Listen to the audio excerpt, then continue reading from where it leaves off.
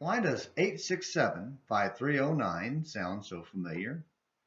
Simple, it's the title to a 1981 song by the rock band Tommy Tutone. It's catchy and easy to remember because it fits our patternistic nature. From our earliest days as children, it is our nature to observe and catalog patterns, which is why phone numbers are broken down into groups of 3 and 4.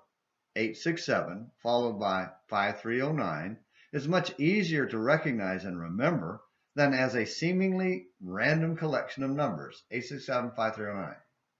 While there's an entire branch of science built around the principles of grouping, we'll stick to the illustrations such as phone numbers. And of course, 3-point sermons and my personal favorite, alliteration. This shouldn't surprise anyone who is a student of the Bible because it is a constant feature of God's revelation. Morning Minutes in the Bible on An American Missionary has been studying the Old Testament book of Amos, and it is filled with patterns. He began with a pattern of for 3 transgressions and for 4, within a larger pattern of judgment on 8 nations by circling around the nation of Israel, working in more and more closely until naming them directly. Amos 1 verses 3 through chapter 2 verse 8. Chapter 4 had 5, yet you have not returned to me statements. Then in chapter 5, there are 3 variations of seek me that you may live.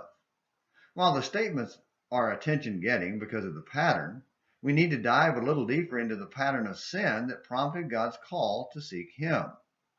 After the first call to seek him, Amos 5 verse 4, God told them not to go to Bethel, Gilgal, or Beersheba, Amos 5:5.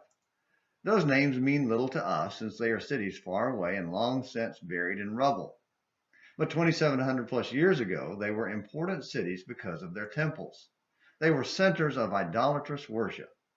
Today, we would say, don't turn to Mecca, Islam, or Rome, Catholicism, or India for Hinduism.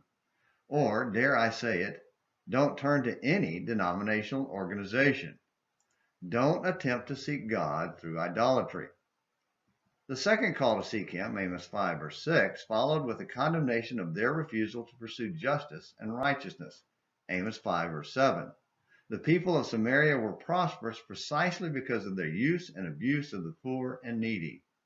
They didn't treat others in accordance with the divine command to love your neighbor as yourself.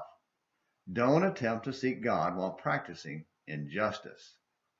The third call to seek him, Amos 5:14, is followed by a call to hate evil and love good, Amos 5 verse 15. The people of Samaria had turned that around and loved evil while hating the good. Don't attempt to seek God while practicing immorality. Well, did you notice the pattern within the pattern? Idolatry, injustice, and immorality.